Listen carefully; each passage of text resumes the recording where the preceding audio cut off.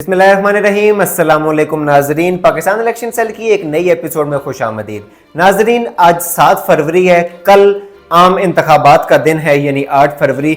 और जिस चीज़ का इंतज़ार था, जिस दिन का इंतज़ार था काफ़ी अरसे से पाकिस्तानी अवाम को, वो दिन आखिरकार कल आने वाला है।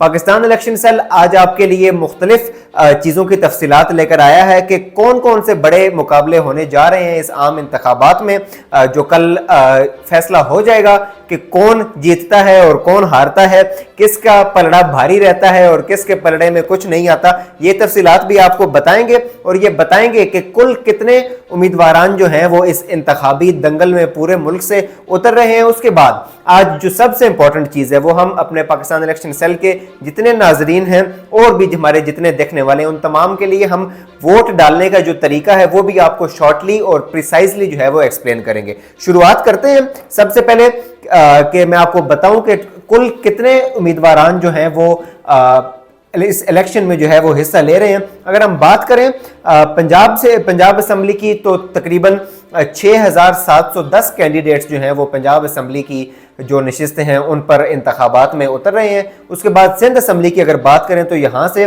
2870 कैंडिडेट जो हैं वो इंतखाबी दंगल में उतरेंगे। अगर केपी के असम्बली की बात करें तो कुल 1834 कैंडिडेट्स जो हैं वो इस इंतखाबी दंगल में उतर रहे हैं। और अगर बात करें हम बलूचिस्तान असम्बली के, तो यहाँ से तकरीबन 1274 कैंडिडेट्स हैं जो बलूचिस्तान से इस इंतखाबी मैदान में उतर रहे हैं। और ये बात मैंने की है तमाम सीटों की मिलाकर, यानी सूबाई नशिस्तें भी और सूबों की जो कौमी असम्बली में जो नशिस्तें हैं उनकी भी ये बात है। अब अगर आपको बताएं कि मुल्क में जो एक गहमा गहमी कल तक जारी थी वो आज खत्म हो चुकी है। पोलिंग से एक दिन पहले होता है उस दिन कोई भी पॉलिटिकल एक्टिविटी, कोई जलसा जुलूस रैली वो नहीं होता। लिहाजा आज हर तरफ खामोशी छाई हुई है। कल देखना यह है कि आज जो खामोशी छाई हुई है वो किसी बड़े तूफान का पेश खैमा बनती है या नहीं। अब बात करें अगर कि मुल्क में जो बड़े बड़े मुकाबले होने जा रहे हैं, जो सही कट्टर मुकाबले होने जा रहे हैं, जो टक्कर के मुकाबले होने जा रहे हैं, उनके बारे में आपको बताएंगे कि रावलपिंडी से पाकिस्तान तहरीक इंसाफ ने अपना कैंडिडेट जो है वो उतारा है शेख रशीद के मुकाबले में।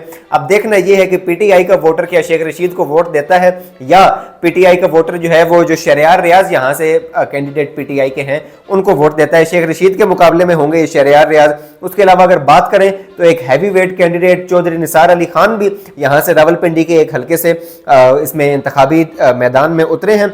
उसके बाद अगर हम बात करें गुजरात की, तो गुजरात से जो है वो नेशनल असम्बली से चौधरी परवेज इलाही नहीं, उनकी जो जोजा हैं वो कैसरा इलाही, वो यहाँ से गुजरात की कौमी असम्बली से इंतखाबी मैदान में उतर रही हैं।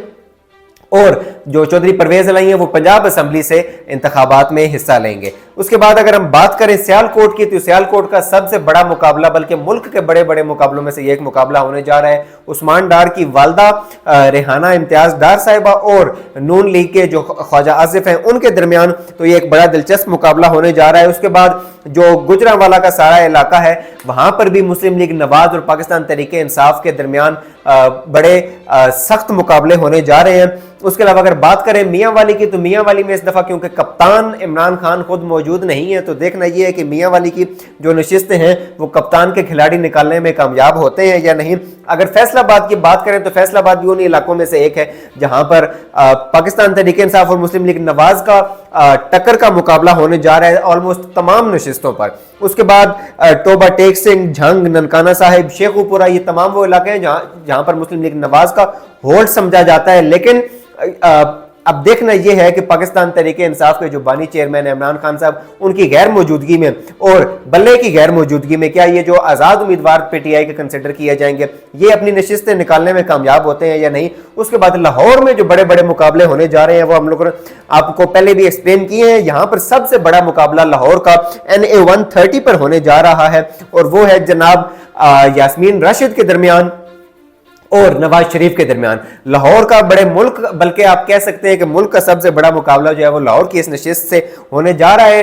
डॉक्टर यास्मीन राशिद पाकिस्तान तहरीक इंसाफ की कैंडिडेट हैं जिनका इंतखाबी निशान लैपटॉप है और उनके मुकाबिल होंगे नवाज शरीफ, मुस्लिम लीग नवाज के कायद। उसके बाद अगर हम बात करें मुल्तान की, तो मुल्तान से शाह महमूद कुरैशी साहब नहीं मगर उनके बेटे जैन कुरैशी और मेहर बानो कुरैशी वो इंतखाबी मैदान में हैं।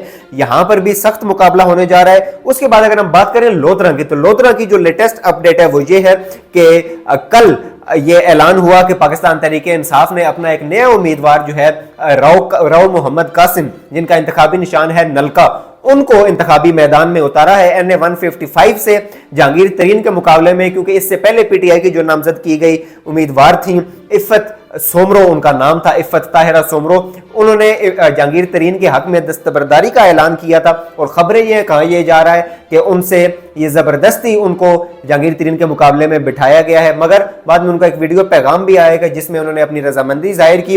रजामंदी जाहिर या करवाई गई, इसका फैसला आप आवाम करेंगे और आप कमेंट्स में लाजमी बताइए कि आपको इसके बारे में क्या लगता है। लिहाजा लोधरा की NA 155 यहां पर भी एक कांटेदार मुकाबला होने जा रहा है PTI के कैंडिडेट और जहांगीर तरीन के दरमियान। उसके अलावा अगर हम बात करें जो साउथ पंजाब है, तो साउथ पंजाब सारा यहां पर इंडिपेंडेंट कैंडिडेट्स का काफी होल्ड है। पीपल्स पार्टी भी यहां पर काफी सारी सीटें निकालने में कामयाब रही है। मुस्लिम लीग नवाज का भी एक टाइम पर यह गढ़ रहा है। उसके बाद 2018 के इलेक्शन से पहले एक जो सूबा पंजाब महाज जो एक पूरा ग्रुप था साउथ पंजाब का, वो बड़े बड़े हैवी कैंडिडेट्स वो तमाम पाकिस्तान तहरीक इंसाफ में शामिल हुए और PTI ने जो है वो हुकूमत बनाई साउथ पंजाब में भी, और वहां से साउथ पंजाब का एक वजीर आला जो है वो उसने पंजाब पर हुकूमत की, जनाब उस्मान बुज़दार साहब ने। तो इस बार देखना ये है कि यहां पर वो जो तमाम लोग PTI में आए थे साउथ पंजाब से, सूबा पंजाब महाज से, वो तकरीबन सारे छोड़कर जा चुके हैं और जहांगीर तरीन भी अब इस इंतखाबी मैदान में है। जहांगीर तरीन का वहां काफी खासा होल्ड है। तो देखना यह होगा कि इस बार साउथ पंजाब जो है वो किसका होता है, इसका फैसला कल हो जाएगा। उसके बाद अगर हम बात करें सिंध की, तो सिंध में पीपल्स पार्टी ही स्ट्रॉन्ग पोजीशन में दिखाई देती है, लेकिन अगर स्पेसिफिकली कराची की बात करें तो यहां पर पाकिस्तान तहरीक इंसाफ का खासा अच्छा होल्ड है और PTI पिछली दफा की तरह कराची में ठीक ठाक नशिस्तें निकालने में कामयाब होगी। उसके अलावा जितने शहरी इलाके हैं कराची के, वहां पर भी PTI कामयाब होने के उस पोजीशन में है। पाकिस्तान पीपल्स पार्टी जो है वो अंदरूने सिंध में जो है वो स्ट्रॉन्ग दिखती है। KP के नो डाउट के पाकिस्तान तहरीक इंसाफ वो बिल्कुल वहां पर क्लीन स्वीप करने की पोजीशन में है, जैसा कि फयाज राजा साहब ने भी कल आपके साथ तफसीलात शेयर की कि पाकिस्तान तहरीक इंसाफ बिल्कुल क्लीन स्वीप करने की पोजीशन में है। KPK से सिंध में भी काफी सारी नशिस्तें PTI निकाल सकती है और पंजाब में जो है वो ठीक ठाक मुकाबला होने जा रहा है पाकिस्तान तहरीक इंसाफ और मुस्लिम लीग नवाज का। बलोचिस्तान जैसा कि आप लोग जानते हैं कि वहां पर बलोचिस्तान अवामी पार्टी BNP, उसके बाद बाकी जो आजाद उम्मीदवार हैं वहां पर उनका भी होल्ड है। लिहाजा इस बार देखना यह होगा कि बलोचिस्तान में कौन हुकूमत बनाता है और किस तरह से इत्तेहादियों को जो है वो जोड़ के वो हुकूमत बनाई जाती है। अब चलते हैं वोट किस तरह से आप लोगों ने डालना है, उसका एक मैं तरीका शॉर्ट सा बता दूं कि 8300 पर अपना ID कार्ड नंबर मैसेज कीजिए।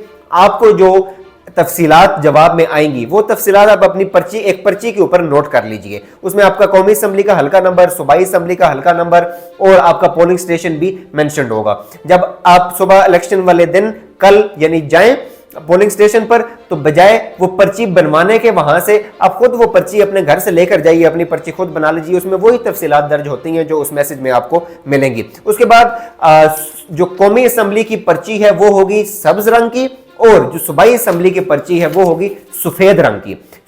इस चीज का आपने ख्याल रखना है। पाकिस्तान तहरीक इंसाफ का कौमी असम्बली से कैंडिडेट कौन सा है और उसका नाम भी और उसका निशान भी आपको याद होना चाहिए। उसके बाद अगर सूबाई असम्बली का इस्लामाबाद की सूबाई असम्बली नहीं, बाकी 4 सूबों की बात कर रहा हूं कि वहां पर सफेद रंग की जो पर्ची होगी वो होगी सूबाई असम्बली की और आपको कैंडिडेट का नाम और उसका निशान लाजमी पता होना चाहिए। अब मैं आपको तरीका बताऊं कि आपने वोट कास्ट किस तरह करना है, आपने ठप्पा किस तरह लगाना है। आपको जो स्टैंप दी जाएगी स्टैंप करने के लिए वो आपने निशान के ऊपर स्टैंप लगानी है। ये मैं यहां पर दिखा रहा हूं आपको निशान, इस निशान के ऊपर जो भी निशान है आपका उस निशान के ऊपर स्टैंप लगानी है। इसके कैंडिडेट के नाम के ऊपर या इस डब्बे से बाहर जिसके अंदर सिंबल है, इस डब्बे से बाहर जो है वो आपकी स्टैंप नहीं जानी चाहिए, वरना आपका वोट रिजेक्ट हो जाएगा। दूसरी इंपॉर्टेंट चीज ये कि इसको जब आपने फोल्ड करना है तो फोल्ड ऊपर से नीचे नहीं करना है। इसको आपने इस तरीके से जैसे किताब बंद करते हैं इस तरीके से फोल्ड करना है। ये इस तरीके से फोल्ड किया और फिर ये एक तय लगाई यूं और फिर एक ये तय लगाई। ये इस तरीके से आपने अपना जो बैलेट पेपर होगा वो फोल्ड करना है। उसके बाद आपने जो आपका ग्रीन बैलेट पेपर है वो ग्रीन बैलेट बॉक्स पड़ा होगा, उसमें उसको आपने डालना है इस तरीके से फोल्ड करके ये। उसके बाद अपनी जो व्हाइट पर्ची होगी आपकी प्रोविजनल असेंबली की, उसको भी इस तरीके से फोल्ड कीजिए और उसको उसके बाद उसको 3 बार इस तरह से फोल्ड कीजिए और इस तरह से वो पर्ची आप बैलेट बॉक्स में डालिए। और उसके बाद पोलिंग स्टेशन छोड़ते वक्त अपना आईडी कार्ड जो है वो लाजमी पोलिंग जो आपका वहां पर पोलिंग एजेंट बैठा होगा, वो अफसर बैठा होगा, आप उससे आईडी कार्ड अपना वापस लाजमी ले लीजिए। आखिर पर पाकिस्तान इलेक्शन सेल का आपको यही पैगाम है कि वोट डालने के लिए कल लाजमी निकलिए, अपने तमाम इर्द गिर्द के लोगों को, घर वालों को, बीवी बच्चों को, मां बाप को, सबको लेकर निकलिए, वोट डालिए और जुल्म के इस निजाम को शिकस्त दीजिए। पाकिस्तान की बेहतरी में अपना किरदार अदा कीजिए। पाकिस्तान जिंदाबाद।